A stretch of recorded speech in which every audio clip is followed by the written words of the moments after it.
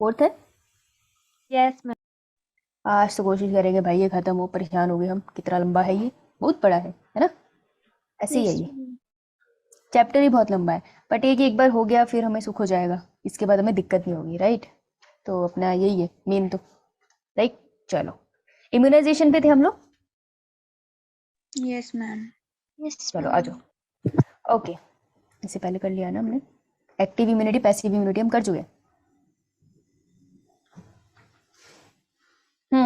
अरे फिर तो इम्यूनाइजेशन तुमको ऐसे समझ आ जाएगी। देखो, ध्यान से सुनना, स्क्रीन दिख रही है सबको। Yes ma'am. सुनो, यस। Yes, द ma'am. प्रिंसिपल ऑफ इम्यूनाइजेशन और vaccination is based on the property of memory of the immune system. देखो, वैक्सीनेशन का मतलब होता है, वैक्सीनेशन का मतलब होता है इंजेक्शन लगाना। वैक्सीनेशन का मतलब होता है इंजेक्शन लगाना, टीकाकरण जिसको कहते हैं अपन हिंदी में, ठीक है। इम्यूनाइजेशन का मतलब वैसे देखो दो मतलब लेती है एनसीईआरटी, कभी कभी उनको एक ही ट्रीट करती है। दो मतलब होते हैं वैसे इसके, अगर मैं तुम्हें बोलूँ, एक इम्यूनाइजेशन होता है कि वैक्सीन के बाद, आफ्टर वैक्सीन, जो आपकी इम्यूनिटी स्टार्ट हुई है, इम्यूनिटी फॉर्म इन बॉडी, जो इम्यूनिटी आपकी बॉडी में आई है उसको हम कहते हैं इम्यूनाइजेशन, ठीक है। कि मैंने वैक्सीन लगा दी हेपेटाइटिस बी के खिलाफ, जो इम्यूनिटी मेरी बॉडी में जनरेट हुई है वो इम्यूनाइजेशन होगी, ठीक है। दूसरा वैक्सीनेशन क्या होता और इम्यूनाइजेशन का दूसरा मीनिंग क्या होता है, यहाँ देख रही हूँ मैं, एक सेकेंड। दूसरा मीनिंग इम्यूनाइजेशन का होगा that providing antibodies to the body. मैं सिंपली इसे बोल दूं कि बेसिकली तुम बॉडी को दे रहे हो पैसिव इम्यूनिटी, ठीक है। तो उसे भी इम्यूनाइजेशन कहते हैं, ओके। कि बनी बनाई एंटीबॉडी डाल दो, जैसे हमने पीछे करी थी ना पैसिव इम्यूनाइजेशन में, देखी थी याद तुम्हें, ये यस मैम। पैसिव इम्यूनिटी, ठीक है। अब देखो, अभी से पढ़ते हैं। तो वो कह रहे हैं मेन जो इम्यूनाइजेशन और वैक्सीनेशन का प्रिंसिपल है वो है मेमोरी। मेमोरी के बेसिस पे चलता है ये सारा। तो तुमसे पूछ सकते हैं प्रिंसिपल ऑफ इम्यूनाइजेशन या principle of vaccination is what, it's memory. तो ये लाइन अंडरलाइन करो, बहुत इंपॉर्टेंट लाइन है ये, पूछी जा सकती है कहीं पे भी, ऐसे लगाओ ना। दो वर्ड्स हैं, बाहर से लगा लो। हाँ हाँ, दो वर्ड्स हैं, एक होता है कैरेक्टराइजेशन, कैरेक्टरिस्टिक फीचर। बेटा जहाँ पे देखो कैरेक्टरिस्टिक फीचर वर्ड दिखेगा, जैसे लिविंग वर्ड में बहुत आता है, यानी कि वो फीचर ऐसा है जिससे क्वेश्चन आ सकता है। मेन फीचर, कैरेक्टरिस्टिक फीचर मतलब मेन फीचर है, ठीक है। तो मेरा कैरेक्टरिस्टिक फीचर क्या हुआ, मैं बायोलॉजी पढ़ाती हूँ, मेन फीचर है मेरा, ठीक है। तो ये वाला पॉइंट इंपॉर्टेंट होगा। और जहाँ पर ऐसे लिखा हो कि प्रिंसिपल ऑफ ए प्रोसेस, जहाँ पे भी लिखा है ना प्रिंसिपल ऑफ ए प्रोसेस, जैसे बायोटेक्नोलॉजी का 1000 प्रोसेस है, जहाँ पे भी उसका प्रिंसिपल लिखा हो वो लाइन इंपॉर्टेंट है, प्रिंसिपल से क्वेश्चन आता है, ठीक है। तो ये दो लाइन जहाँ भी तुम्हें वर्ड मिले अंडरलाइन कर लेना, okay. Yes, ma'am. Yes ma'am. चलो नेक्स्ट, मूविंग ऑन। ऑलराइट, चलो इन वैक्सीनेशन, अब ये देखो वैक्सीनेशन एक्सप्लेन कर रहे हैं तो मैं इस पे बना लूंगी डब्बा, box, right. In vaccination a preparation of antigenic proteins of pathogen और inactivated weakened pathogen are introduced into the body. अब हमने वैक्सीन में पीछे किया था ना कि हम क्या करते हैं कि जो एंटीजन है, जो भी हमारा एंटीजन है उसका प्रोटीन निकाल लेंगे, या फिर हम उस पर्टिकुलर एंटीजन को वीक कर देंगे, या फिर हम उसको इनएक्टिवेट कर देंगे, ठीक है। तो इंजेक्शन लेंगे, पीछे बनाया मैंने शायद, इंजेक्शन लेंगे, इंजेक्शन के अंदर हम वीक करके पैथोजन को डाल देंगे, पैथोजन की बॉडी का कोई पार्ट डाल देंगे, जैसे उसका प्रोटीन हो गया उसको वीक करके डाल देंगे, हार्मलेस कर देंगे इसके प्रोटीन को, या फिर एट्यूनेटेड पैथोजन डालेंगे। एट्यूनेटेड पैथोजन वीक पैथोजन का ही दूसरा नाम है। ऐसे करके हम वैक्सीन में भर के डाल देंगे, ठीक है, और इस वैक्सीन को हमारी बॉडी में इंट्रोड्यूस कर देंगे। जब हम ऐसा करेंगे तो क्या होगा, the antibody produce in the body against these antigen will neutralize the pathogenic agent during actual infection.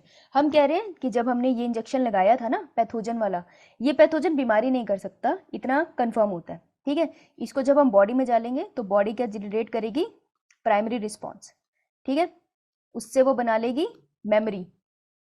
अब जब एक्चुअल इन्फेक्शन होगा तब क्या होगा, एक्चुअल इन्फेक्शन के टाइम पे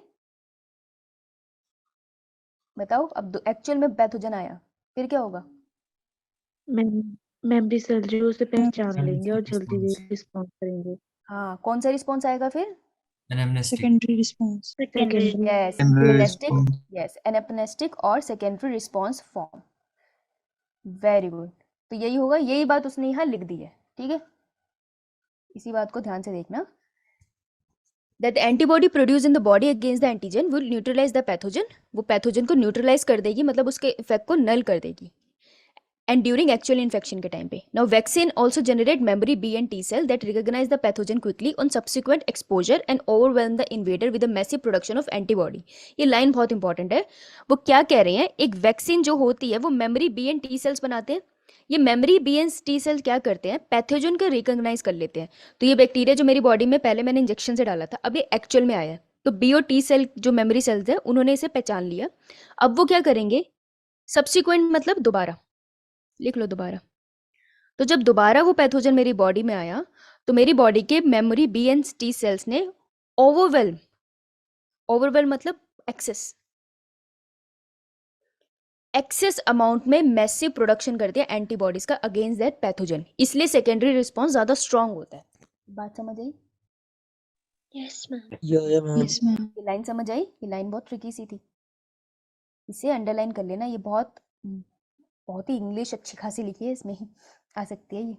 now if a person is infected with same deadly microbe to which quick immune response is required as in tetanus. वो कह रहे हैं मान लो किसी टेटनस इन्फेक्शन हो गया। अब टेटनस इन्फेक्शन में ये टेटनस का जो माइक्रोब है बड़ा डेडली है, फेटल हो सकता है ये। तो उस केस में हम क्या करते हैं, we need to directly inject the preformed antibody. Preform antibody मतलब, प्रीफॉर्म मतलब रेडीमेड। सॉरी सॉरी सॉरी, बोल रहा था तू, बोल बोल बोल। Passive immunity. हाँ, प्रीफॉर्म का नहीं, पैसिव इम्यूनिटी तो उससे जनरेट हुई ना। प्रीफॉर्म्ड वर्ड का मतलब होता है ऑलरेडी रेडीमेड पहले बनी से हुई। बना हुआ। हाँ, तो वो कह रहे हैं कि मान लो अगर ऐसा कोई पैथोजन आ गया जिसके खिलाफ तुम्हें फटाफट से एंटीबॉडी जनरेट होनी चाहिए बॉडी में, जैसे टेटनस नहीं होगे तो बहुत ज़्यादा दिक्कत हो जाएगी ना। टेटनस मास क्या कर देता है, मसल स्पैज्म कर देता है ना, लॉक जॉ जिसको कहते हैं, राइट। तो टेटनस के कंडीशन में हमें कैसी इम्यूनिटी चाहिए, हमें ऐसी इम्यूनिटी चाहिए कि हम कोई मेडिसिन ले और फटाफट से एंटीबॉडी हमारी बॉडी में फैल जाए। तो हम एंटीबॉडी बनी बनाई अपनी बॉडी में लेते हैं, ठीक है, और एंटीटॉक्सिन ले लेते हैं। जैसे अगर किसी ने स्नेक बाइट कर दिया तो स्नेक बाइट का जो टॉक्सिन है उसके अगेंस्ट बना हुआ एंटीटॉक्सिन जिसको है उसको ले लेंगे अपनी बॉडी में। A preparation containing antibodies to the toxin. Even in cases of snake bite, the injection which is given to the patient contain pre-formed antibody against the snake venom. तो स्नेक का जो जहर है उसके खिलाफ प्रीफॉर्म एंटीबॉडी ही दी जाती है। जैसे कोबरा ने काटा तो कोबरा के जहर के खिलाफ एंटीबॉडी बनी बनाई देते हैं हम। This type of immunization is called passive immunization. तो पैसिव इम्यूनाइजेशन में क्या याद रखोगे, अगर तुम्हें आ गया तुम इंग्लिश तो लिख लोगे, लेकिन एग्जाम्पल बहुत जरूरी है, उसके बिना मार्क्स नहीं मिलेंगे। तो तुमको दो एग्जाम्पल याद रखने, इन्होंने टेटनस का कंडीशन एक्सप्लेन किया था और स्नेक बाइट। तो इसमें से कोई भी लिखा ना तो तुम्हें पैसिव इम्यूनाइजेशन एक्सप्लेन हो जाएगा, ठीक है। Yes, antivenom clear.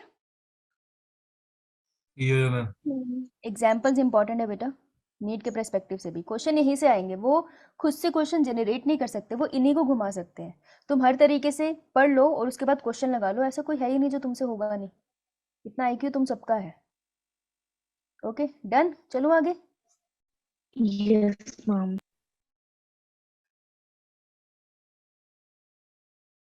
नाउ अब मुझे बताओ, जो तुम्हारा होमवर्क है, होमवर्क लिखो, स्क्रीनशॉट लो इसका। कोविड और इबोला दो डिजीजेस थी। पहले तो कौन सी है, वायरल या बैक्टीरियल या फंगल, कौन सी है? वायरल। चलो तो बता दिया नलायक को, इतने इंटेलिजेंट में बना करो। दूसरा, ये कौन सी जनरेशन वैक्सीन होती है, first Third generation, second generation. Generation या थर्ड Third जनरेशन? generation. क्या है?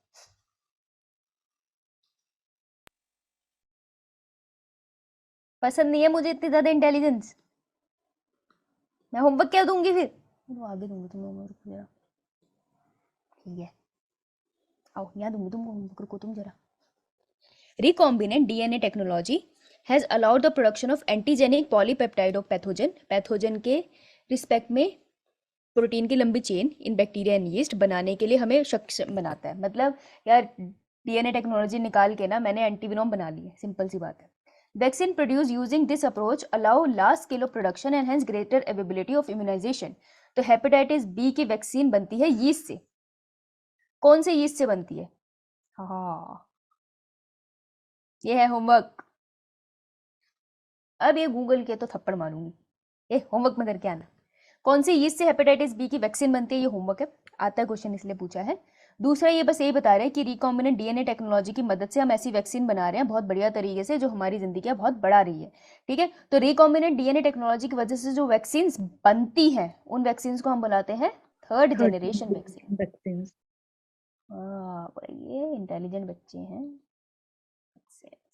ओके, आगे चलते हैं।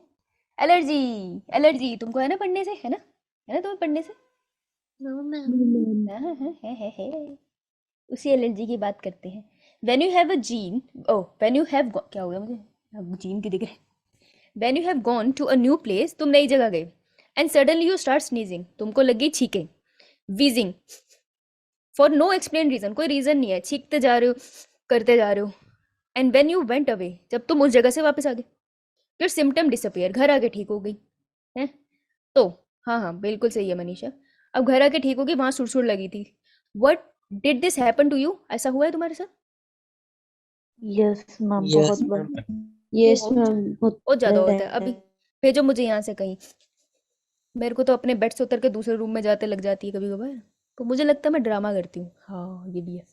सम of us are sensitive to some particles in the environment, हम बहुत सेंसिटिव है। सेंसिटिव कुछ नहीं, मैं तो ड्रामा करती हूँ, सीधी बात।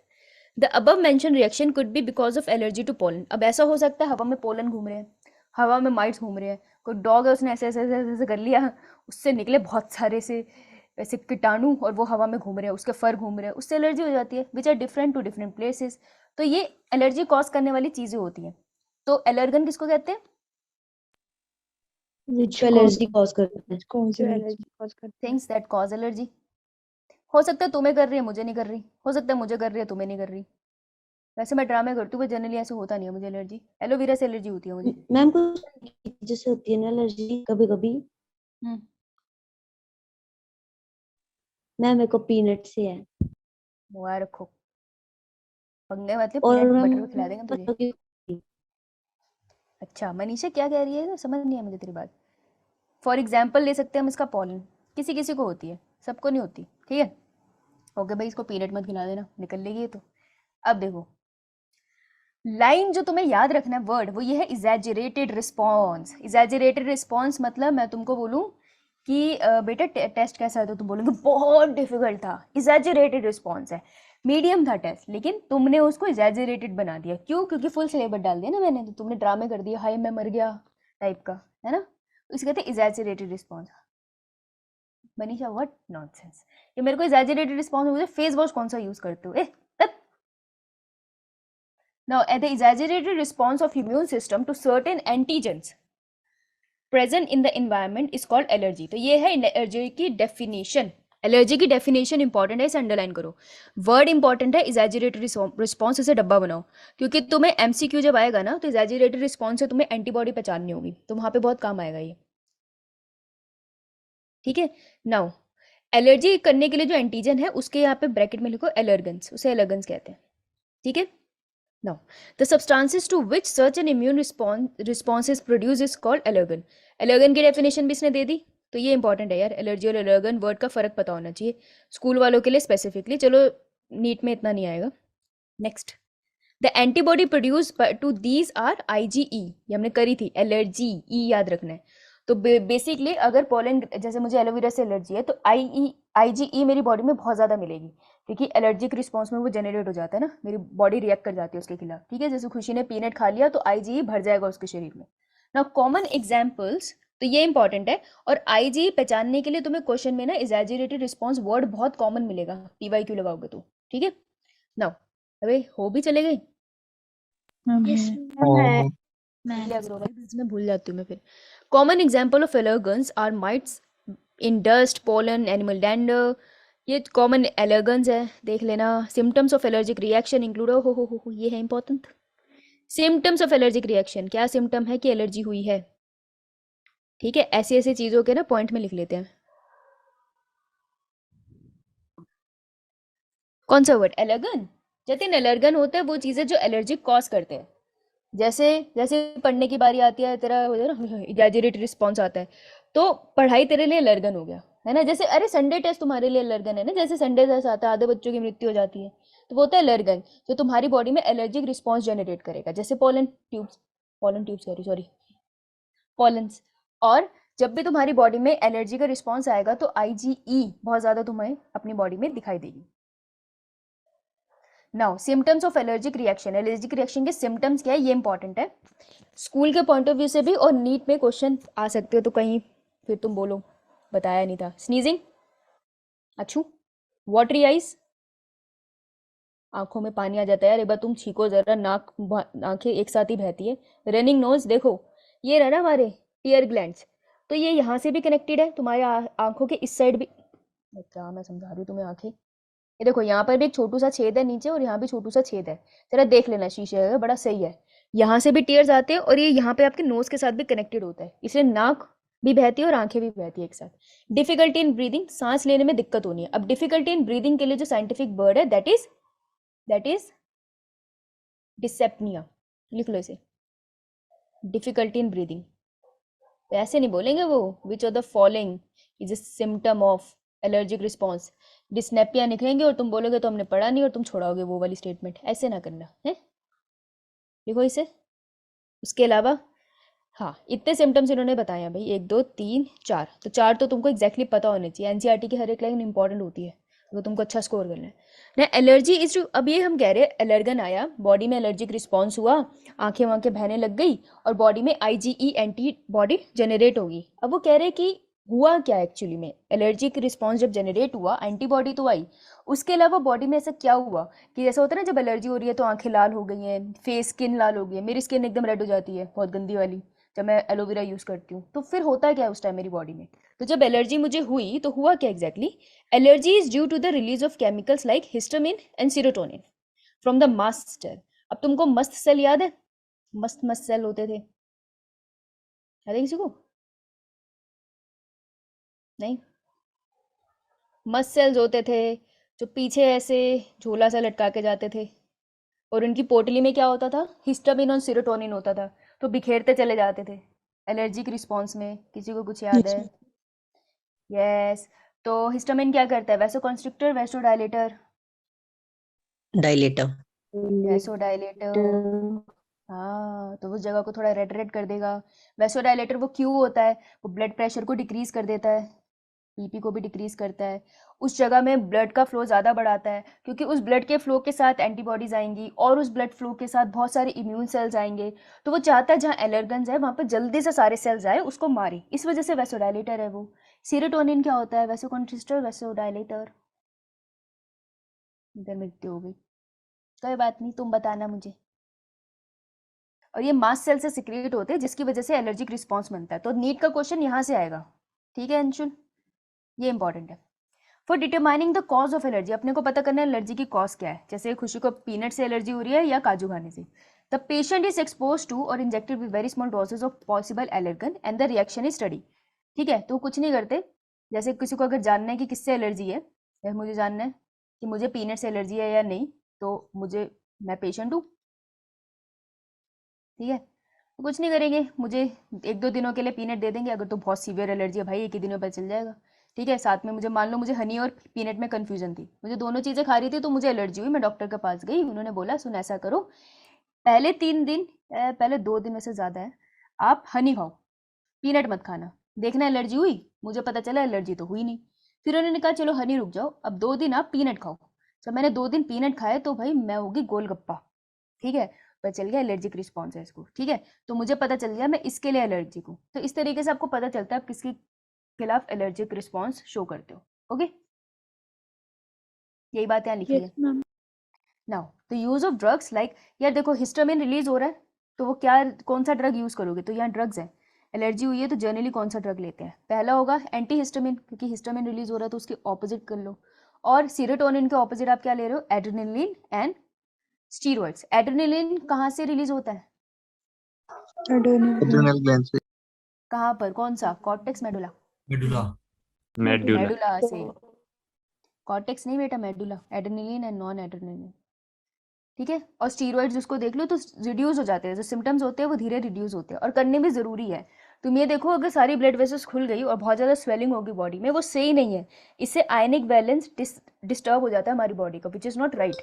तो वो ठीक होना ज़रूरी है, इसलिए उनको एंटी हिस्टामिन या एड्रेनलिन या स्टीरॉयड देते हैं। जैसे मधुमक्खी भी काटती है ना तो ऐसे सूजन हो जाती है उस जगह पे, एंटी हिस्टामिन फटाफट दिए जाते हैं उन्हें, नहीं तो वो हाथ ऐसे फूलता चला जाता है। Now somehow modern day lifestyle has resulted in lower immunity and more sensitivity toward the allergen. More and more children in metro cities of India suffer from allergies and asthma due to sensitivity of the environment. ये देखो ESMA बहुत महत्वपूर्ण है, ये homework है ये तुम्हारा, अभी तक पहले एक दिया है। एस्मा के ऊपर नोट लिख के आना, ठीक है, व्हाट्सएप कर देना मुझे, जो कर देगा मैं उसको अपने नोट्स भेज दूंगी, सिंपल, जैसे पिछली बार किया था। जिन्होंने नहीं किया उनको नहीं मिले, बैठे हैं अब। ओके, तो एस्मा किससे होता क्या है, इस पर क्वेश्चन आता है ह्यूमन हेल्थ एंड डिजीज का 11 से कंपेयर होके। तो ये कह रहे हैं कि आजकल की जिंदगी मेट्रो सिटीज जो है जैसे दिल्ली वगैरह है, वहाँ पर जो बच्चे हैं, जो लोग हैं, वो ज़्यादा एलर्जी मतलब एलर्जिक रिस्पॉन्स शो करते हैं। रीज़न बीइंग, अब हर टाइम एसी में रहोगे या प्रोटेक्टिव एनवायरनमेंट में रहोगे, बचपन में मिट्टी बुट्टी में खेले नहीं, तो क्या होता है कि छोटे होते स्पेशली 5 ईयर्स तक ना, जितना हम नेचर से इंटरेक्ट करते हैं ना, तो माइक्रोब से भी हम इंटरेक्ट करते हैं, तो इम्यूनिटी जनरेट हो जाती है, राइट। लेकिन जब आप सडनली 10 या 11 साल की उम्र में किसी माइक्रोब से मिलती है आपकी बॉडी, तो फिर वो उससे सर्वाइव नहीं कर पाती है, तो एलर्जिक रिस्पॉन्स देती है। तो ऐसे बच्चे ज़्यादा सेंसिटिव होते हैं एज कम्पेयर टू जैसे तुम पहाड़ों में बड़े हुए हो, तो तुम्हारी इम्यूनिटी ज़्यादा होगी, ठीक है। तो ये एक फैक्टर है। ओके, चले आगे। थ्योरेटिकल फैक्टर था वो, कुछ ज़्यादा नहीं था यार, ये गलत है, मैंने यहाँ लिखा हुआ है।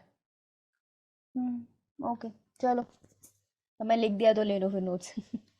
देखो, मास्ट सेल ने क्या सिक्रीट किया, हिस्टामिन जो था वैसो डायलेटर।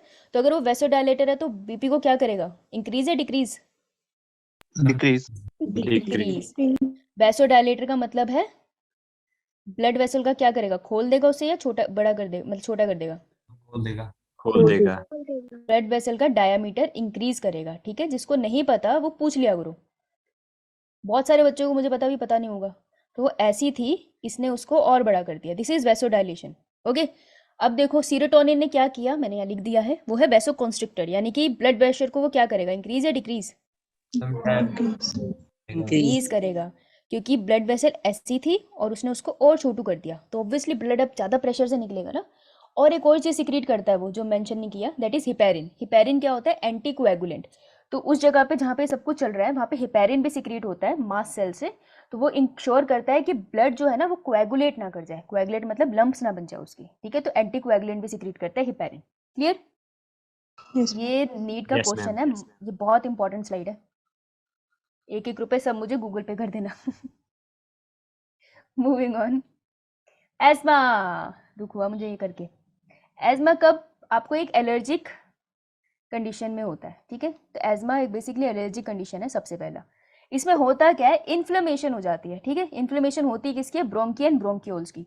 तो ये नीट का क्वेश्चन है कि कहाँ की इन्फ्लेमेशन होती है, ब्रोंकी एंड ब्रोंक्यूल्स की, लंग्स के अंदर, जिसकी वजह से उनमें रैपिड स्पैजम हो जाता है, ठीक है। रैपिड स्पैजम मतलब होता है जैसे ब्रोंकी है ना, बड़ी से सडनली ऐसे हो जाएगी, बट अगर ऐसे होगी ब्रोंकी तो एयर पैसेज नहीं हो पाएगा ना, तो एयर पैसेज नहीं हो पाएगा तो सांस नहीं आएगी। तो एस्मा पेशेंट को सांस नहीं आती है ना, क्योंकि उनमें इन्फ्लेमेशन होती है, तो कभी वो ऐसे हो जाती है कभी ऐसे हो जाती है, इस वजह से उनको सांस आनी बंद हो जाती है। स्पेशली जब कोई डर होता है या सडनली कुछ ऐसे शॉक वाली कंडीशन हो तो ऐसे स्पैज्म हो जाता है, इस वजह से वो एस्मा पंप यूज़ करते हैं। तो वो जो एस्मा पंप यूज़ करते हैं उसके अंदर होते हैं bronchodilators.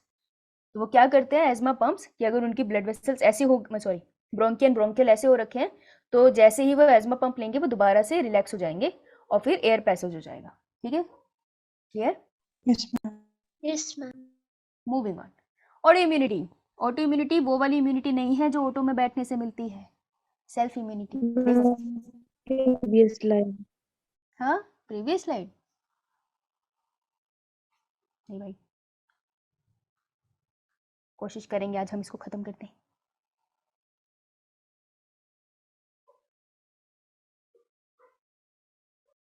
Auto immunity, memory based acquired immunity पे पहला क्वेश्चन यहीं से है, पहली लाइन से। ऑटो इम्यूनिटीज मेमोरी पे बेस्ड है, एक्वायर्ड इम्यूनिटी, ठीक है। एक्वायर है, जीवन में हमने हासिल करी है, हमारे मेमोरी सेल्स ने इसे बनाया है हमारे शरीर में। ऑटो इम्यूनिटी वो होती है, evolve in higher vertebrates based on their ability to differentiate foreign organism from self cell.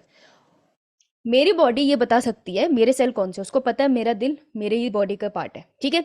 बाहर से कोई पैथोजन आ रहा है तो वो बता सकती है कि ये बैक्टीरिया जो है ना ये अपनी बॉडी का सेल नहीं है। तो ये जो सेल्फ सेल को फॉरेन सेल से डिफरेंशिएट करने की समझ है हमारे इम्यून सिस्टम को, that is known as autoimmunity, ठीक है। और ये मेमोरी सेल का इसमें बहुत बड़ा रोल होता है, ऑलराइट। और ये आपको हायर वर्टिब्रेट्स में मिलती है, ठीक है। ये आपको इनवर्टिब्रेट्स में नहीं मिलेगी, लोअर वर्टिब्रेट्स में भी नहीं मिलेगी, हायर वर्टिब्रेट्स में मिलेगी, ओके, ऑलराइट। Yes, ma'am. बहुत ही महत्वपूर्ण लाइन है ये, ध्यान दे। What while we still do not understand the basis of this, हमें अभी भी नहीं पता कि सेल के पास इतना दिमाग कैसे है, लेकिन two corollaries of this ability have to be understood। दो चीज़ें तुम्हें पता होनी चाहिए इसके बारे में। वो कह रहे हमें पूरी नॉलेज तो नहीं है कि भाई ऐसे कैसे होता है, लेकिन दो चीज़ें हमें पता है, हम चाहते हैं तुम भी याद करो। पहला, बड़ा स्पेसिफिक बता रहा है, अंडरलाइन करो इसको। 1, higher vertebrate can distinguish foreign molecule as well as foreign organism. Higher organism है, जैसे हम, मेरी बॉडी बता सकती है फॉरेन मॉलिक्यूल कौन सा है, फॉरेन ऑर्गेनिज्म क्या है। मतलब अगर बाहर से डस्ट आ गया, फॉरेन मॉलिक्यूल को मैं लिख देती हूँ, जैसे कि डस्ट पार्टिकल। अगर डस्ट पार्टिकल मेरी बॉडी में आ गया ना, मेरी बॉडी बता देगी अपना पार्ट नहीं है। मेरे नाक से वो घुसा, बॉडी बताएगी अपना पार्ट नहीं, मुझे छिकवाएगी वो, इसलिए मिट्टी उड़ती है तो छींक आती है, वो डिफेंस मैकेनिज्म है। और फॉरेन ऑर्गेनिज्म लाइक बैक्टीरिया, अगर बैक्टीरिया भी आ गया तो वो बताएगी कि यार ये सेल अपना नहीं है, ये WBC RBC नहीं है, कुछ और है। तो पहली चीज़, हायर वर्टिब्रेट्स में ये चीज़ होती है कि पता चल जाता है फॉरेन ऑर्गेनिज्म और मॉलिक्यूल कौन है। Most of the experimental immunology deal with this aspect. Experimental immunology इससे डील करती है, not very useful. 2, second statement, underline.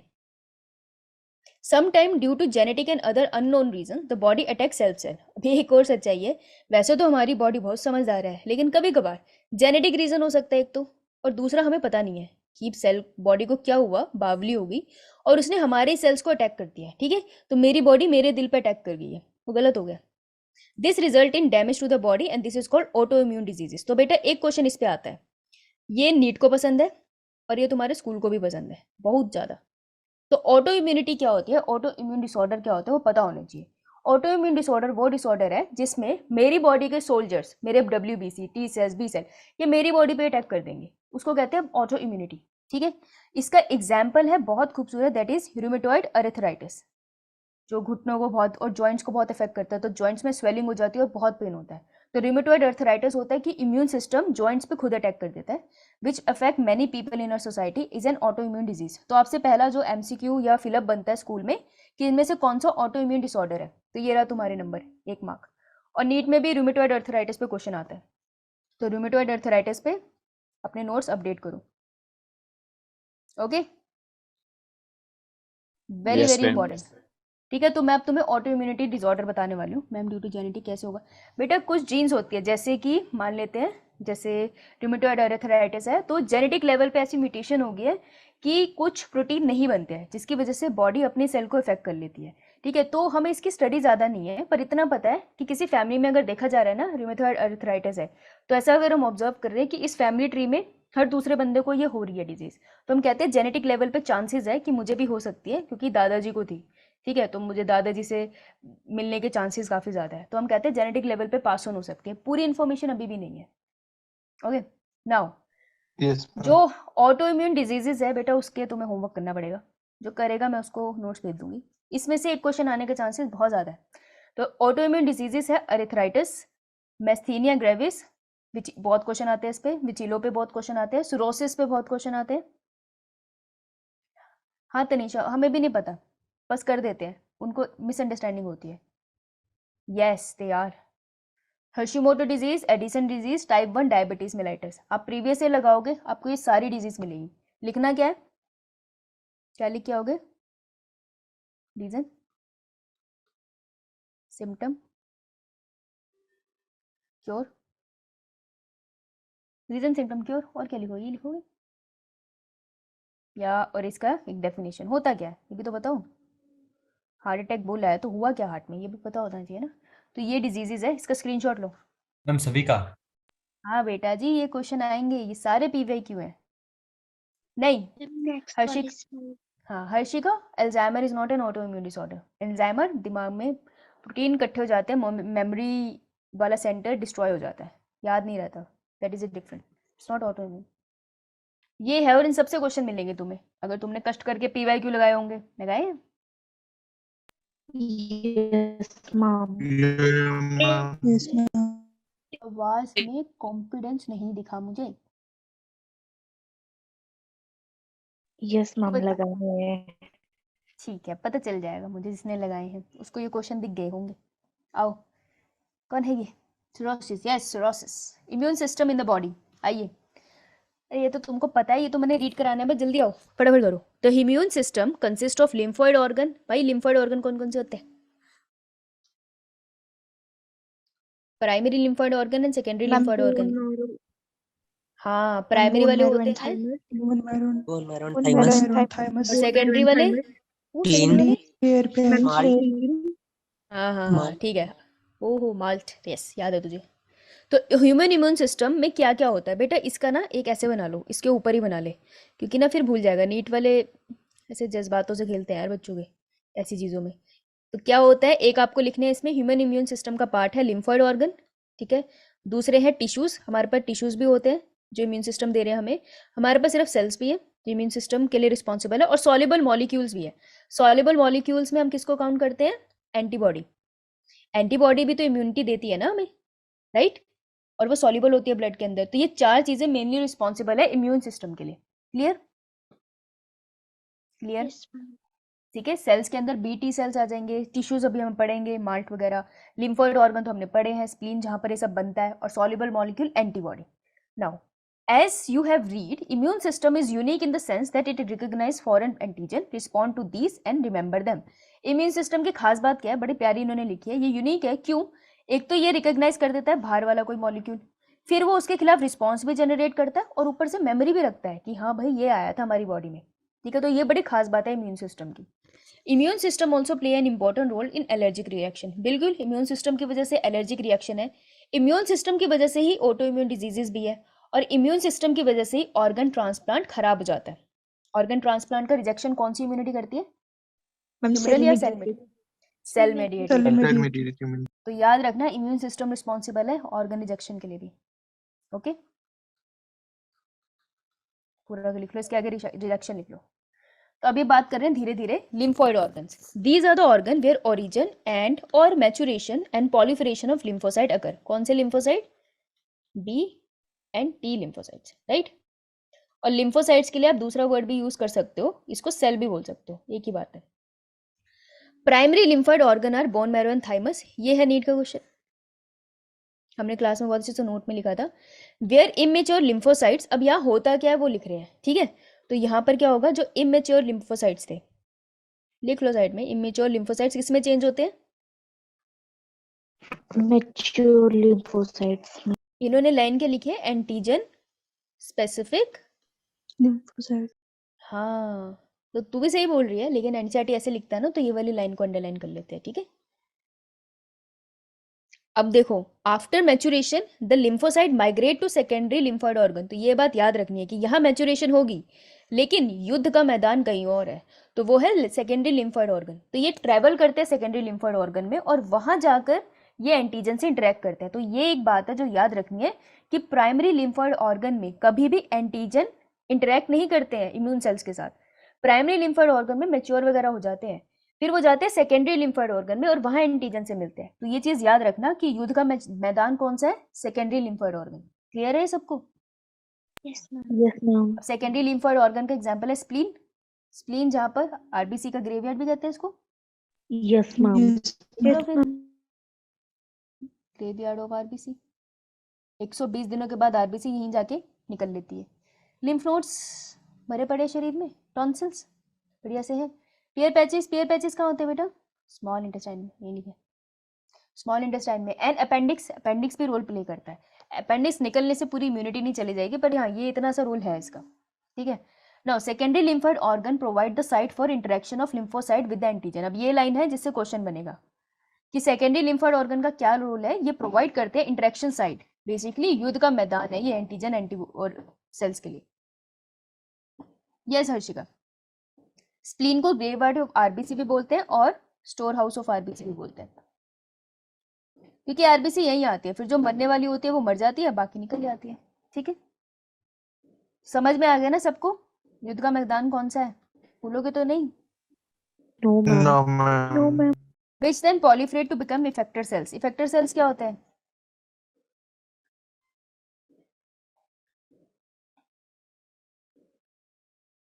Definitely secondary lymphoid organs है। यहाँ पर मेरे पास है बी सेल्स, ठीक है, ये इंटरेक्ट करेंगे फिर एंटीजन से। जब एंटीजन जो एपीसी अपने सर पर लेकर आएगा, फिर क्या होगा, बी सेल चेंज हो जाएंगे इनटू किस दो सेल में, बी प्लाज्मा और B memory. Memory and memory. तो ये प्लाज्मा और मेमोरी सेल जो मैंने बनाए हैं ना बेटा, इसी को बोलते हैं इफेक्टर सेल्स। समझ आई? यानी कि मैं सेम चीज बोल सकती हूँ, एक तो ये होगा और बी केस क्या होगा, टी सेल भी चेंज हो जाएंगे ना, साइटोटॉक्सिक, और T helper. और टी मेमोरी। Yes, तो ये ma'am. भी इफेक्टर सेल्स है। समझ में आ गया effector cells? T suppressor. Yes, ma'am. T suppressor भी पढ़ के आए हैं। The bone marrow is the main lymphoid organ where all the blood cells including lymphocytes are produced. So main lymphoid organ अगर वो तुमसे पूछ ले, स्पेसिफिकली वर्ड आएगा मेन, अंडरलाइन करो इसको, तो तुमको लिखना कौन सा है, bone marrow. Okay, now thymus is a lobed organ. कौन से कितने लोब्स होते हैं थाइमस के? 2 lobe. हाँ, दिस इज अ बाइलोब्ड, लिख लो। It is a bilobed organ located near the heart and beneath the breast bone. Breast bone को हम क्या बुलाते हैं? Sternum. Sternum. टर्नम के नीचे और अयोटा के ऊपर पड़ा होता है thymus. The thymus is a quite large at the time of birth but keeps reducing in size with age and by the time of puberty is attained it reduced to a very small size. तो puberty तक इसका size छोटा होता है और उसके बाद छोटा होता ही चला जाता है। सबको स्क्रीन दिख रही है? Yes, ma'am. Yes, ma'am. ma'am. Manisha screen दिख रही है अब? मैम पहले दिख रही। बेटा अब एग्जिट करके एंटर कर ले अगर ऐसा हो रहा है तो, वहाँ पे नेट का प्रॉब्लम होगा। तो थाइमस से कौन से हार्मोन सिक्रेट होता था? Thyroid. थायरोक्सिन। अच्छा, फिर वो क्या सिक्रेट करेगा thyroid gland? Apple juice. Thymus से कौन सा हार्मोन सिक्रेट होता है? थाइमस के सेल्स को क्या बोलते हैं?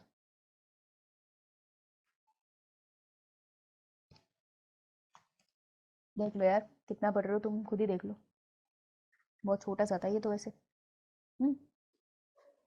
अच्छा जी, both bone marrow and thymus provide micro environment for the development and maturation of T lymphocytes. अब ध्यान से सुनना, ये टी लिम्फोसाइट की मैच्योरेशन के लिए दोनों इन्वायरमेंट प्रोवाइड करते हैं, ठीक है।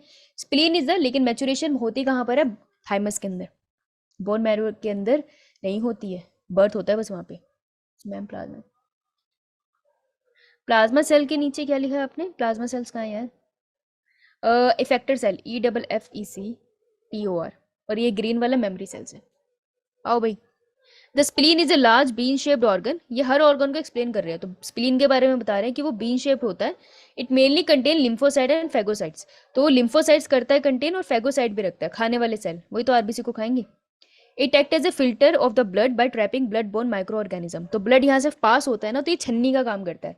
तो ये स्प्लीन है, ब्लड यहाँ से पास हुआ, जो माइक्रोब है वो रोक लिया इसने और साफ ब्लड को जाने दिया। Spleen also have a large reservoir of erythrocyte. तो स्प्लीन होता है रिजर्वियर ऑफ एरिथ्रोसाइट। एरिथ्रोसाइट मतलब RBC. Very important line. The lymph nodes are small solid structure located at different locations. इतना हुआ सबका? Yes, ma'am. Yes. What is the meaning of the word hematopoiesis?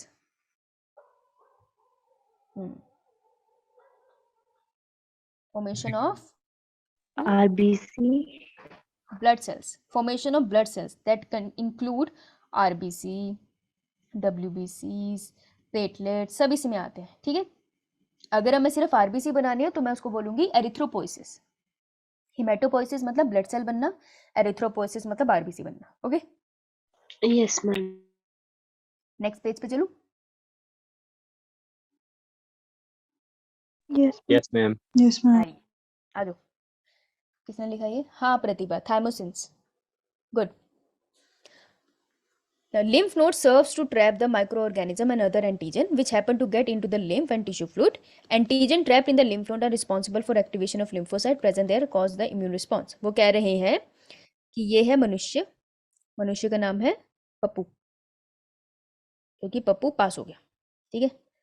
Pappu के पास है lymph nodes, होते हैं ना यहाँ पे ग्रोइन रीजन के बहुत पास होते हैं, बहुत सारे होते हैं, राइट। एक लिम्फ नोड को बड़ा कर लेते हैं हम लोग, यह इसका लिम्फ नोड। वो कह रहे हैं लिम्फ नोड क्या होता है, वो एक जगह होती है जहां पर आएगा एंटीजन, ये रहा एंटीजन, और यहाँ पे क्या पड़े थे, बी एंड टी सेल्स यहाँ पे ऑलरेडी पड़े थे, ये मेरे बी सेल और ये मेरे पड़े हैं टी सेल, ठीक है। तो एंटीजन से वो इंटरेक्ट करेंगे और फिर क्या बनेंगे, इफेक्टर सेल बन जाएंगे ना, तो इफेक्टर सेल बन जाएगा और उसकी वजह से वो इम्यून रिस्पॉन्स जनरेट कर देंगे। तो लिम्फ नोड है क्या, lymph node serve to trap the micro organisms and other antigen, इनको इंट्रैप करने के काम आता है। तो ये वो लोकेशन है जहाँ पे एंटीजन और टी और बी सेल्स मिलके युद्ध करेंगे, मतलब वो एक्टिवेट हो जाएंगे, इफेक्टर सेल बनाएंगे। Okay Yes, ma'am. Yes, ma'am. Same है निश, सेम है। Now, antigen trapped in the lymph nodes are responsible for activation of lymphocytes present there and causing an immune response.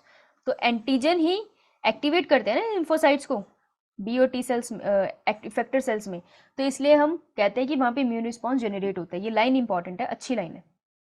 Now there is lymphoid tissues also located within the lining of the major tract. तुम्हारी body के major रास्ते जो है ना, वहाँ पे भी उस रास्तों के कोनों में लगे हुए हैं लिम्फोइड टिश्यू। जैसे सड़क से जाते हो ना, तो सड़क के साथ में तुमको घास उगी हुई दिखती है डिफरेंट डिफरेंट जगह पे, दिखती है। Yes, ma'am. Yes, ma'am. ऐसे ही तुम्हारे शरीर में ये जो रास्ते हैं ना, रेस्पिरेटरी ट्रैक का रास्ता है, खाने का रास्ता है, या यूरोजेनिटल ट्रैक्ट है, तुम्हारी किडनी से यूरेटर जा रहा है, फिर वो नीचे जाके ब्लैडर में खुल रहा है, फिर नीचे यूरिन पास हो रहा है। तो ये सारे रास्तों में है ना, उन घास की तरह इन सारे रास्तों में लिम्फोइड टिश्यू लगे हुए हैं, ठीक है। तो इन लिम्फोइड टिश्यूज की बात कर रहा है, और वो कहाँ कौन कौन से रास्तों की बात कर रहे हैं, जहाँ तुम सांस लेते हो, जहाँ तुम खाना खाते हो, और जहाँ से सुसु होता है। 3 याद रखने हैं तुम्हें, जहाँ पे तुम्हें लिम्फोइड टिश्यू मिलेंगे। पहला क्वेश्चन तो यहीं से बनता है। फिर इन जो रास्तों पे तुमको लिम्फोइड टिश्यू मिलते हैं, जैसे रास्तों पे तुम जाते हो, तुम कॉमन वर्ड बोलते हो ना, इतनी सारी ग्रीन ग्रीन कलर के स्ट्रक्चर है, तुम बोलते हो घास उगी हुई है, तो ये यहाँ पे कॉमन वर्ड यूज करते हैं इन ग्रुप ऑफ टिश्यूज को जो तुमको इम्यून रिस्पॉन्स देते हैं, इम्यूनिटी देते हैं। इनका नाम है म्यूकोसा एसोसिएटेड लिम्फोइड टिश्यू। ये लिम्फोइड टिश्यू है जो म्यूकस लेयर से जुड़े हुए हैं, इसलिए इनको बुलाते हैं माल्ट। माल्ट की full form NCERT back question में भी है, तो यहाँ तुमको मिल गई, राइट। सबसे मजे की बात पता है Yes, क्या है, ये है जहां से क्वेश्चन आएगा। 50% लिम्फोइड टिश्यू जो तुम्हारी बॉडी में है ना, 50% इम्यून सेल्स जो तुम्हारी बॉडी में, वो एक्चुअली लिम्फोइड टिश्यू है। तो लिम्फोइड टिश्यू 50% तुम्हारे शरीर का पार्ट कवर करते हैं, ये इतने सारे हैं। Okay Yes, ma'am. Yes, ma'am. Yes, ma'am.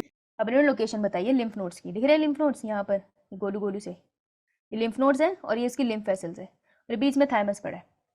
Clear? Yes, ma'am. Yes, ma'am. ओ एड्स आ गया, करें इसे। Yes, ma'am. एड्स तुमने Yes, पढ़ा है, ma'am.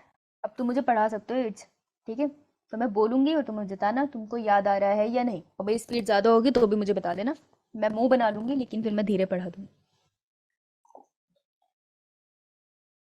मम्मी बाहर की लाइट जला रही है गलती से, 1 मिनट क्लोज करके आनी।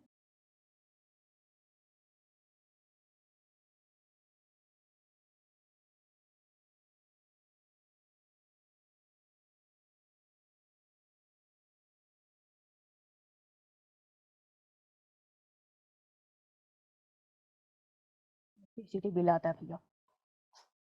Ads, the word AIDS stand for, सबसे पहले इसकी फुल फॉर्म देखो, फुल फॉर्म लिख रहा है ना, जब भी वो किसी एब्रीविएशन को खोलता है ना, तो अल्फाबेट कैपिटल लेता है। ए का एक्वायर्ड कैपिटल, इम्यूनो का आई, इम्यूनो लिखा है, ठीक है। डेफिशिएंसी का डी कैपिटल, सिंड्रोम का S capital. Okay Yes. Yes it's Yes, yes, and ma'am. It is not Yes, congenital and it's a slime disease. दूसरा नाम क्या है एड्स का? Slime disease. Slime. Very good, शाबाश, याद है तुमको, ठीक है। एक्वायर्ड हम इसे किसी से लेते हैं, ऑलवेज ट्रांसमिट, हम में अंदर जेनेटिक लेवल पे नहीं हुआ, ये ट्रांसमिट हुआ है किसी से, जीन्स में नहीं आया अभी तक। जिस दिन जीन्स में आने लग गया उस दिन तो निकल लेंगे हम। Immune deficiency, immune system not work, immune system weak कर देगा, ठीक है। और सिंड्रोम मतलब group of symptoms, group of symptoms, Group of symptoms. Group of disease. AIDS की वजह से इम्यून सिस्टम गिर जाता है, इस वजह से बहुत डिजीजेज हो जाती है। ग्रुप ऑफ डिजीज नहीं कहते इसको, ग्रुप ऑफ सिम्टम्स होता है, बंदर कहीं के। This mean deficiency of immune system acquired during the lifetime of an individual, indicating that it is not congenital disease. तो हम किसी से लेते हैं ना, किसी से ले रहे हैं, तो हमारे को कभी पैदा होते से डिजीज नहीं होगी ये। तो जो बच्चे एड्स के साथ पैदा होते हैं उनको भी अपनी मम्मी से मिलता है, जब वो वूम्ब में होते हैं, उनके जीन्स में नहीं होता एड्स, ठीक है। तो it's not congenital disease, very important NEET का क्वेश्चन। और एड्स की एक्चुअली डेफिनेशन लिखी है लाइन में, deficiency of immune system acquired during the life time of an individual. AIDS की डेफिनेशन है ये, देख लो, काम आएगी। नॉट कॉन्जेनिटल, ये भी काम। Syndrome means a group of symptoms. ओ नमूने, ये देख, ये लिखा है, दिख रहा है तुझे? AIDS was first reported in 1981। 1981 में पहली बार केस देखा गया था, and in the last 25 years और so it has spread all over the world, killing more than 25 million person. समझ रहे हो तुम? इतने सारे लोगों की मृत्यु हो चुकी है। It's a very serious disease, बहुत ज़्यादा फैल चुकी है अभी, राइट। सबसे पहले यूएस में दिखी थी, उसके बाद इंडिया में, कहाँ, केरला में मिली थी, कोलकाता में मिली थी, I am not sure. Ma'am फिर वहां से स्लाइम यहाँ डिजीज फैला। का मतलब क्या हुआ? हम्म मैम स्लाइम डिजीज, इसका मतलब क्या हुआ?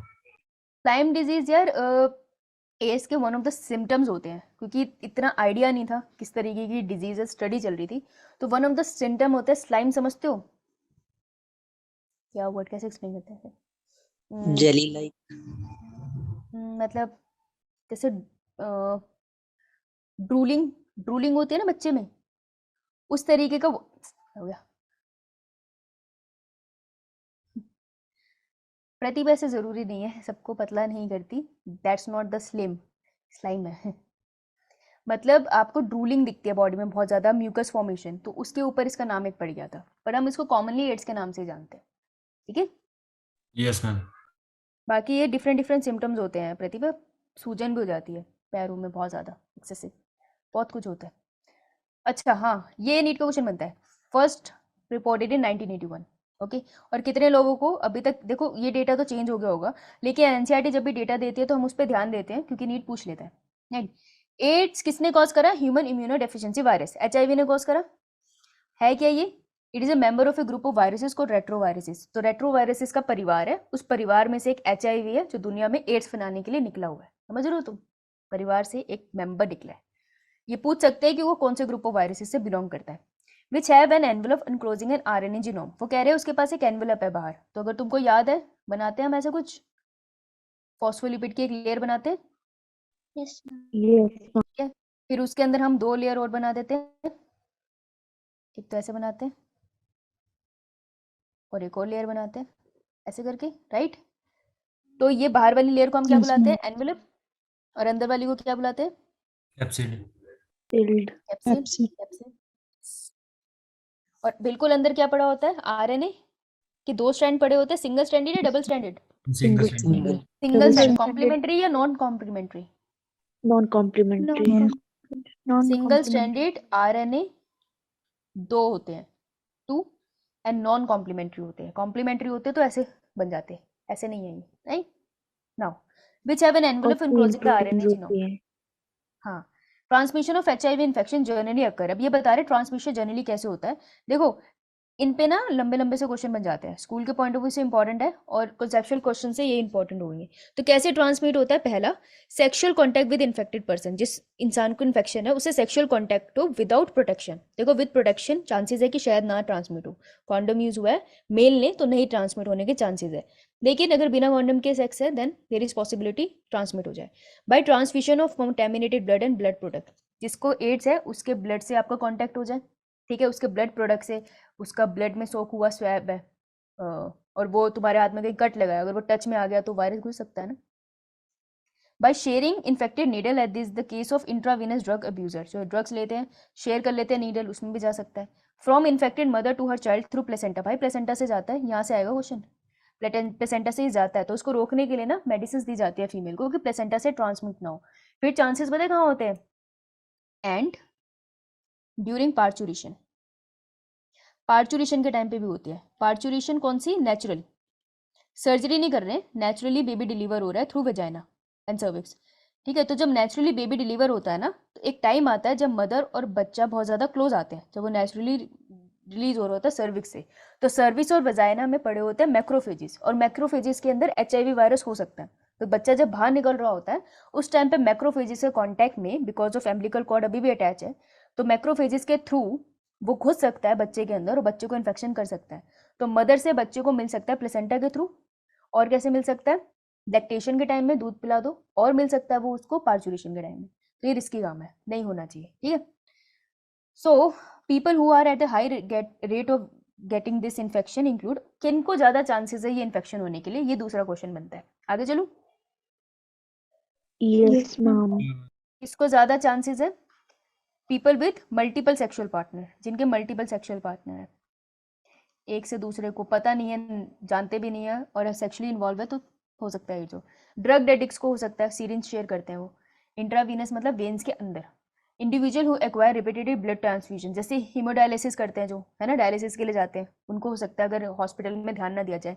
Children born to an HIV infected mother, जिसकी मदर को HIV है तो बच्चे के चांसेस है होने के, बचा के रखना पड़ेगा। Now do you know when do people need repeated blood transfusion, हाँ भाई जब डायलिसिस होता है तब जरूरत पड़ती है, जब किडनी काम नहीं करती है तब डायलिसिस कराना पड़ता है, उस टाइम पे जरूरत पड़ती है।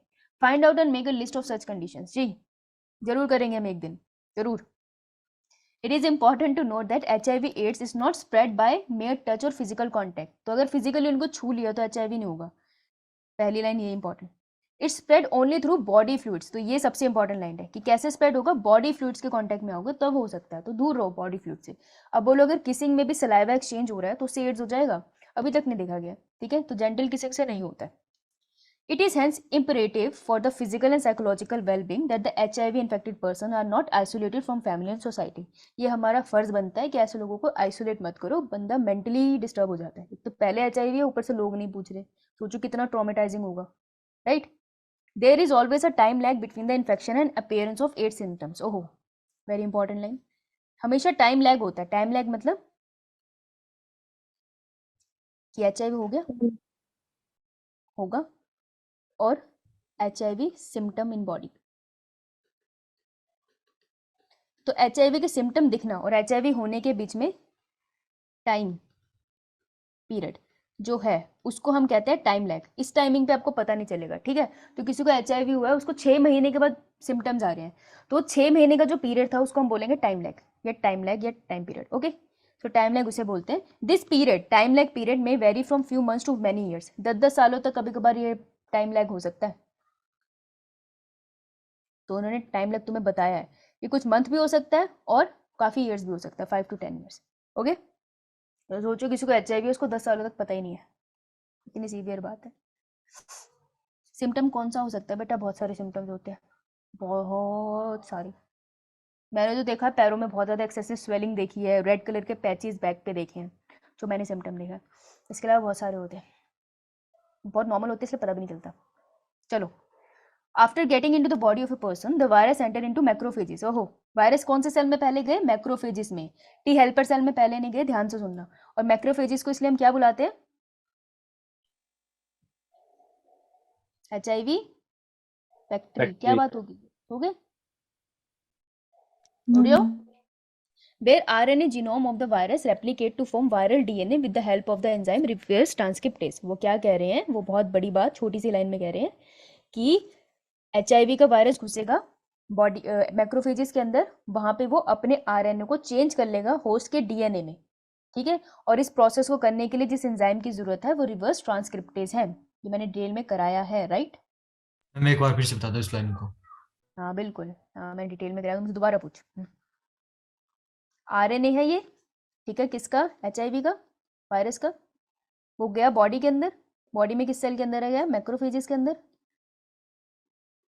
मैक्रोफेजेस के अंदर वो क्या करता है, ये मैक्रोफेज का पड़ा अपना बढ़िया से DNA, उसके कॉम्प्लीमेंट्री वो बनाता है, ये RNA है ना, उसने उसके कॉम्प्लीमेंट्री बना लिया cDNA, ठीक है। और ये जो प्रोसेस हुआ है कॉम्प्लीमेंट्री DNA बनाने का RNA से, इस प्रोसेस में जिस एंजाइम ने मदद की है वो कौन सा एंजाइम है, Reverse transcriptase.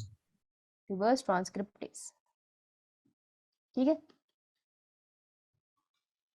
अब क्या होगा, cDNA है जो कॉम्प्लीमेंट्री DNA, अब वो cDNA इसके DNA में घुस जाएगा, एक्चुअली इतना अच्छे से घुसेगा पता भी नहीं चलेगा उसे। और ये प्रोसेस के में जो मदद करता है वो कौन करता है? इंटीग्रेस। एक और एंजाइम होता है ना, तो ये हुआ है, समझ आई? यो Yes, मैम। ma'am. अब तो आ गई होगी तुझे। Yes, ma'am. This viral DNA get incorporated into host cell DNA and direct the infected cell to produce virus particle। अब ये इसको बोलेगा, ओह मजे से बना भाई तू वायरस, बना वायरस अच्छे से, समझ रहे हो? डीएनए मासूम को पता भी नहीं चल रहा, बहुत सारे वायरस बना रहा है मैक्रोफेजेस के अंदर।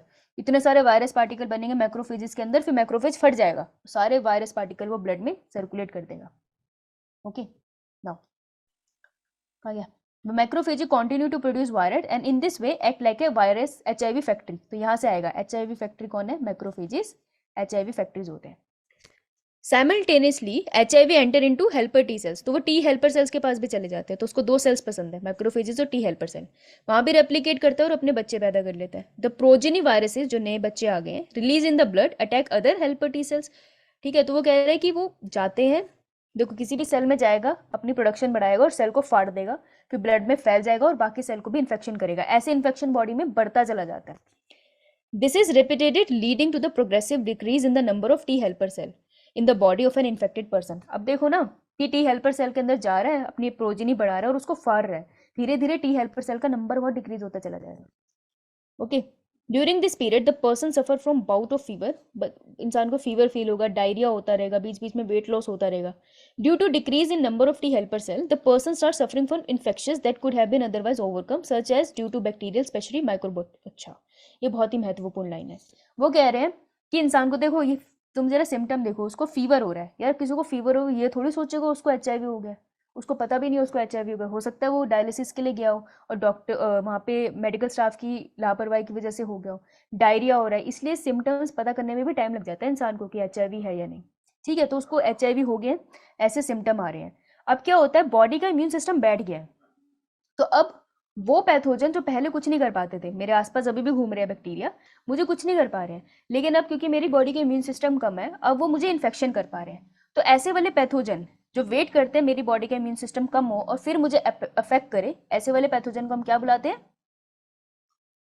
ऑपर्चुनिस्टिक पैथोजेंस। और वो जो बीमारी करते हैं उसको हम बोलते हैं ऑपर्चुनिस्टिक डिजीजेस। ठीक है, तो वो एचआईवी के केस में बहुत ज्यादा कॉमन हो जाती है। ठीक है, क्लियर? Yes, ये बात ma'am. समझ आई? Yes, ma'am. तो ये लाइन आपको नीट में बहुत मिलेगी कि ऑपर्चुनिस्टिक पैथोजेंस क्या होते हैं। ऑपर्चुनिस्टिक पैथोजेंस होते हैं कि जब बॉडी में इम्यून सिस्टम नीचे गिरता है तब वो बॉडी को इन्फेक्ट करते हैं। तो एचआईवी केस में ऑपर्चुनिस्टिक पैथोजेंस बहुत बॉडी में एंटर करके ऑपर्चुनिस्टिक डिजीजेस कर देते हैं। तो नॉर्मल डिजीज जो मुझे होनी नहीं थी, नॉर्मली मुझे इस टाइम में कोल्ड नहीं होना था, लेकिन मुझे हो गया बिकॉज मेरी बॉडी की इम्यूनिटी कम है। समझ आई बात? ये बहुत इंपॉर्टेंट है। ओके, यस, मौके का फायदा उठाने वाले, एग्जैक्टली जैसे तुम लो हो, तुम्हारा मूड बहुत खराब है और कोई जो तुम्हें बहुत पसंद नहीं करता है वो आके तुम्हारा मूड और खराब कर दे। ऑपर्चुनिस्टिक। तो कौन कौन से हैं? इन्होंने कहा माइकोबैक्टीरियम बहुत इन्फेक्शन कॉज करता है, तो हो सकता है क्वेश्चन में पूछ ले। वायरसेस भी होते हैं, फंगस भी होते हैं, इवन पैरासाइट्स लाइक टोकोप्लाज्म। तो बेसिकली हर चीज जो आसपास है वो तुम्हें इन्फेक्ट कर सकती है अगर एचआईवी कंडीशन है। The patient become so immune deficient, deficient मतलब कमी, दैट ही और she is unable to protect herself against these infection. इतना इम्यून सिस्टम कम हो जाता है ना कि इन्फेक्शन से बचा नहीं पाता। अब इसकी यहाँ पे बात कर रहे हैं, यहाँ से चेंज हो गया टॉपिक। अभी यहाँ बात कर रहे हैं कि डायग्नोसिस कैसे करोगे। तो डायग्नोसिस के 3 टेस्ट तुमको पता होना चाहिए। पहला, अगर तुम्हें जानना है कि एड्स है या नहीं, तो सबसे पहला टेस्ट होता है ELISA. ELISA stands for enzyme linked immunosorbent assay. ठीक है, पहला टेस्ट तो ये होता है, लेकिन एक कंफर्मेटरी टेस्ट नहीं होता।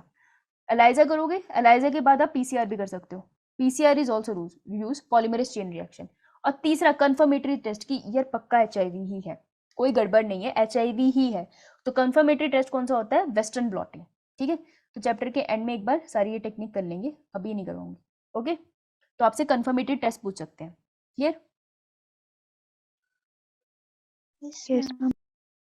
वायरस को मारने के लिए इम्यून रिस्पॉन्स तो जनरेट होता है बेटा, लेकिन वो बहुत ज़्यादा जल्दी से अपना काम कर लेता है। मैक्रोफेजेस को पता ही नहीं चलता ना, उसके अंदर छुप के रह रहा है। तो कोई भी इम्यून सेल मैक्रोफेजेस के अंदर घुस के थोड़ी मारेगा, इस वजह से। Treatment of AIDS with antiviral drugs is only partially effective. बेटा पार्शली इफेक्टिव है, अब इस लाइन को वो चेंज कर देंगे फुल्ली इफेक्टिव बोल के या नॉन इफेक्टिव। तो याद करना पार्शली इफेक्टिव है, किसी किसी पे असर करती है, किसी किसी पे असर नहीं करती है। तो एक ड्रग है जो बहुत कॉमनली पूछी जाती है, एंटी रेट्रोवायरल ड्रग, जिसका नाम है AZT विच इज एजिटोथायमिडिन। तो इसको लिख लो, बहुत सारी है पर ये बहुत कॉमनली पूछते हैं तो मैंने यहाँ मेंशन करा है। They can also only prolong the life of the patient but can not prevent death which is inevitable, मतलब आनी ही आनी है, कैन नॉट स्टॉप। तो बस उसकी लाइफ थोड़ी लंबी कर देंगे इंडिविजुअल की। Okay clear? Yes, Yes, ma'am. ma'am. Yes. आइए, प्रिवेंशन ऑफ एड्स स्कूल के पॉइंट ऑफ व्यू से बहुत इंपॉर्टेंट है। As AIDS has no cure, भाई कोई क्योर नहीं है उसका, मेडिसिन सिर्फ लाइफ प्रोलॉन्ग कर रहे हैं, इसलिए ध्यान दे। Prevention is the best option, prevention ही सबसे इंपॉर्टेंट ऑप्शन है। Moreover HIV infection most often spread due to conscious behavior pattern and it's not something that happen inadvertently like pneumonia typhoid। pneumonia typhoid मेरे को ऐसे ही हो गया contaminated water से, लेकिन HIV ऐसे नहीं होता। HIV मल्टीपल सेक्सुअल पार्टनर की वजह से हो रहा है, तो ध्यान रखो कि मल्टीपल सेक्सुअल पार्टनर्स ना हो। हॉस्पिटल में जा रहे हो तो ध्यान रखो कि नई सिरिंज ही यूज़ करे, वो सिरिंज आपके सामने खोलते हैं, इट्स अ रूल। नहीं खोलते हो तो आप मना कर दो, मेरे सामने सिरिंज खोलो मैं तभी लगाऊंगी। अब बोल सकते हो HIV हो, उससे बेहतर तो बोल दो ना। Of course infection in blood transfusion patient, new born mother, ये हम नहीं रेगुलेट कर पाएंगे, प्योर मॉनिटरिंग की वजह से हो रहा है, ठीक है। अब जहाँ ब्लड ट्रांसफ्यूजन हो रहा है उस पेशेंट को नहीं पता ना कि ब्लड उसको गलत चढ़ गया, मान लो किसी को ब्लड चल रहा है वो HIV इन्फेक्टेड है, ऐसा होता है। तो ये पुअर मॉनिटरिंग थी उस मेडिकल एरिया की, जो भी वो डिस्पेंसरी है जो भी जगह थी, तो वहाँ पर अगर पुअर मॉनिटरिंग है तो फिर उसमें पेशेंट की गलती नहीं है। The only excuse may be ignorance and it has been rightly said don't die of ignorance. तो कह रहे हैं ऐसी कंडीशन में हम कहेंगे सिर्फ इग्नोरेंस की वजह से हुआ है, किसी ने चेक भी नहीं करा कि वो ब्लड था किसका। In our country the national AIDS control organisation, NACO की फुल फॉर्म आ सकती है, and other non-governmental organization are doing a lot of to educate people about AIDS। तो AIDS की नॉलेज सबसे बड़ा क्योर है कि आप उसकी नॉलेज स्प्रेड करो। WHO world health organization has started a number of program to prevent the spreading of HIV infection। उन्होंने बहुत प्रोग्राम स्टार्ट करे हैं ताकि इन्फेक्शन बच सके। 1 दिसंबर को एड्स डे बनाते हैं तो उसमें लोगों को एजुकेट ही करते हैं, सेलिब्रेट थोड़ी करते हैं एड्स को, एजुकेट करते हैं। Making blood from blood bank safe from HIV, ensuring the use of only disposable needle. वो कह रहे हैं कि ब्लड बैंक में जो ब्लड है ना वो उसको टेस्ट करके रखो कि उसमें HIV इन्फेक्शन ना हो। दूसरा कि डिस्पोजेबल नीडल्स ही यूज करो, एक बार नीडल यूज हुई है उसे डिस्पोज ऑफ कर दो, दोबारा यूज नहीं करनी है धोके। Syringe in public and private hospital का बहुत ध्यान रखना होता है। फ्री डिस्ट्रीब्यूशन ऑफ कॉन्डम्स, ठीक है, कि अगर कोई मल्टीपल पार्टनर में जा भी रहा है तो एटलीस्ट कॉन्डम्स का यूज हो। कंट्रोलिंग ड्रग अब्यूज नहीं होगा तो काफ़ी कंट्रोल हो जाएगा। Advocating safe sex and promoting regular checkups, safe sex क्या होता है लोगों को समझाया जाए, रेगुलर चेकअप्स हो। HIV ससेप्टेबल पॉपुलेशन वही होती है यार जो यंग होते हैं, जनरली 18 से लेकर आप कह सकते हो 30 तक होते हैं जिनको चांसेस है एड्स के ज़्यादा। सम सच मेजर्स, तो ये कुछ मेजर्स है तो यहाँ इन्होंने थ्योरी में मेंशन करे हैं, रीड कर लेना एक बार। Infection with HIV or having AIDS is something that should not be hidden, since then the infection may spread to many more people। किसी को HIV है वो छुपा के रखता है क्योंकि लोग जज करेंगे, लेकिन उसको HIV किसी भी रीज़न से हो सकता है। अब HIV हो चुका है तो उसको छुपा के नहीं रखना चाहिए और लोगों को भी सपोर्टिव होना चाहिए ताकि वो अपना भी इलाज करा सके और लोगों को भी स्प्रेड ना करे। HIV infected people need help and sympathy instead of being shunned by the society। Society उसको बिल्कुल अकेला कर दे उससे ज़्यादा अच्छा उनको सिंपैथी चाहिए और मदद चाहिए। Unless society recognize it as a problem to be dealt in a collective manner, the chances of wider spread of the disease increase manifold। अगर हमने ये नहीं किया ना, एक्सेप्ट नहीं किया, हम इसको क्योर भी नहीं कर पाएंगे, ये फैक्ट है। It is a malady that can only be tackled with the society and medical fraternity acting together to prevent the spread of the disease। ये कह रहे हैं ये ऐसी दुविधा है जो मेडिकल फैसिलिटी और सोसाइटी मिलके ही क्योर कर सकती है। Clear? Yes, ma'am. Yes, ma'am. बहुत सारी थ्योरी है ना, लेकिन एक बार सुन लो। थोड़ा करा दूं कैंसर, सारा तो नहीं हो पाएगा, करा दूं? Yes, ma'am. सुन लो यार, तुम अकेले बैठ के पढ़ के भी दिमाग में आधे गाने सुनोगे, इससे अच्छा मुझसे सुन लो। Cancer is one of the most studied diseases in human being and is a major cause of death all over the globe. पूरी दुनिया में मेजर डेथ हो रही है कैंसर की वजह से। More than 1 million Indian suffer from cancer and a large number of them die from it annually. हर साल लोग मरते हैं कैंसर से, मिलियंस के नंबर में। The mechanism that underline development of cancer और ऑन्कोजेनिक ट्रांसफॉर्मेशन ऑफ सेल्स, ये कह रहे हैं कि वो जो मैकेनिज्म है ना जिसकी वजह से कैंसर बनता है बॉडी में, और ऑन्कोजेनिक ट्रांसफर ऑफ सेल्स का मतलब क्या होता है, नॉर्मल सेल है शरीर का, कोई भी सेल है, नॉर्मल सेल है, वो चेंज हो गया जिस भी रीजन से चेंज हुआ है इनटू कैंसर सेल, तो वो कैंसर सेल को ही बोलते हैं ऑन्कोजेनिक सेल। इस पूरे प्रोसेस को मैं बोलूँगी ऑन्कोजेनिक ट्रांसफॉर्मेशन ऑफ सेल्स। इस ट्रीटमेंट और इसका कंट्रोल हमें अब डिस्कस करने की ज़रूरत है। करूँ आगे? Yes, ma'am. कैंसर से क्वेश्चन आने के चांसेस होते हैं, एड्स से क्वेश्चन आने के चांसेस होते हैं, स्टार्टिंग की डिजीज से क्वेश्चन आने के चांसेस होते हैं, तो आपको सुनना पड़ेगा। बेटा कैंसर सेल्स में क्या होता है, उसकी प्रॉपर्टीज, इससे क्वेश्चन बनते हैं और एनसीईआरटी में अच्छे से दी नहीं है, तो इस पे ध्यान दे लेते हैं। कैंसर सेल में कॉन्टेक्ट इनिबिशन दिखता है? No, ma'am. No, ma'am. Contact inhibition क्या होता है? ये सेल है मेरी स्किन का, पूरा पढ़ाना पड़ेगा मुझे। ये हाथ है, हाथ में लग गया कट लग गया तो यहाँ के सेल चले गए। अब इसके आसपास के सेल को देख लें, तो आसपास के सेल के सोचा, आसपास के सेल्स ने सोचा चलो डिवाइड करते हैं, तो ये सेल डिवाइड हुआ, एक और सेल डिवाइड हुआ, एक और सेल डिवाइड हुआ, एक और सेल डिवाइड हुआ, इतने डिवाइड हुए। इन लोगों ने एक दूसरे को छुआ ना, तो इन्हें पता है बहुत डिवाइड नहीं हो रहा, ये नॉर्मल सेल है। कैंसर सेल के केस में क्या है? कैंसर सेल का केस एक दूसरे को छूने के बाद भी डिवाइड होते रहते हैं, तो एक दूसरे को छूने के बाद रुके नहीं, इन्होंने और डिवीजन कर दी, भाई ट्यूमर जैसा बन गया ना, ट्यूमर लीड्स टू कैंसर, तो ये है कैंसर सेल। तो सेल जब भी एक दूसरे को छूते हैं ना, तो वो स्टॉप हो जाते हैं। इस प्रोसेस को हम कहते हैं कॉन्टेक्ट इनहिबिशन। नॉर्मल फिनोमिना है हमारे सेल्स में, कैंसर सेल में ये नहीं होता, इसलिए वो डिवाइड होते चले जाते हैं। तो कॉन्टेक्ट इनहिबिशन एब्सेंस होती है। एपोप्टोसिस का मतलब क्या होता है? Cell death. सेल डेथ, खुद ही सेल मर जाता है एक टाइम के बाद, जैसे 120 दिन के बाद आरबीसी है ना, अब मर जाएंगे हम, खत्म। तो सेल मर जाता है एक टाइम के बाद, कैंसर सेल नहीं मरता, उसको आती नहीं एपोप्टोसिस, हम इमॉर्टल होते हैं। तो सेल डेथ इज एब्सेंट, नहीं है उसमें भाई, इसीलिए तो जीवित है। एंजियोजेनेसिस का मतलब ब्लड वेसल फॉर्म, तो ये बहुत ज़्यादा होती है। जहाँ भी कैंसर सेल होता है ना, उसको बहुत सारा खाना भी तो चाहिए, देखो कितने सारे सेल्स है, तो वो अपने आसपास खुद की ब्लड वेसल बना लेता है। ये सबसे खतरनाक प्रॉपर्टी है, मतलब पूरा घर बसा लेता है वो, ये अपनी जगह बना लेगा, अपना एरिया इकट्ठा कर लेगा, खाना वाना भी मंगा लेगा। तो एंजियोजेनेसिस को वो प्रमोट करता है, ओके, अपनी खुद की वेसल बना लेता है। High demand of glucose, yes, क्योंकि उनकी हाई डिमांड ऑफ ग्लूकोज है, इसलिए वो अपने आसपास ब्लड वेसल लगा लेता है ताकि उससे खाना ले पाए। तो बॉडी के, मेरे दिल को ग्लूकोज चाहिए था, लेकिन अगर कैंसर सेल कहीं बन गया तो वो सारा ग्लूकोज खा जाएगा, तो बाकी ऑर्गन्स को दिक्कत होगी ना काम करने में। They are non differentiated cells, ठीक है, ये डिफ्रेंशिएटेड सेल्स नहीं होते। डिफ्रेंशिएटेड सेल क्या होता है? एक सेल है नॉर्मल, अब वो हो गया डिफ्रेंशिएट हो गया, तो अब ये मेरा नॉर्मल सेल बन गया कार्डियक सेल। अब ये पूरी जिंदगी मेरे दिल का सेल ही बना रहेगा। कैंसर सेल में डिफ्रेंशिएशन नहीं होती, क्योंकि वो डिवाइड होते चले जाते हैं, तो मैच्योर नहीं होते, तो ये कोई स्पेसिफिक ऑर्गन नहीं बनाएंगे कैंसर सेल, बट डिवाइड होते चले जाएंगे। So they are non differentiated cell, ये नीट का क्वेश्चन है।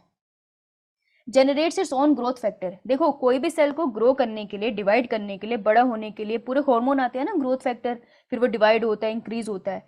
कैंसर सेल डिपेंडेंट ही नहीं है इस चीज़ पे, कहता भाड़ में जाए हाइपोथैलेमस, मैं खुद के खुद ग्रोथ फैक्टर बनाऊंगा, तो ये खुद के खुद ही ग्रोथ फैक्टर बनाता है, इसलिए कमबख्त इतनी जल्दी डिवाइड हो जाता है। तो ये भी एक नीट का क्वेश्चन है। ये सारे पॉइंट्स नीट के पॉइंट से बहुत इंपॉर्टेंट है, समझ आई बात? Yes, ma'am. Yes, ma'am. चलो इतना कर लो। 0.5 रिपीट कर दो एक बार। नॉन 5? Differentiated sales.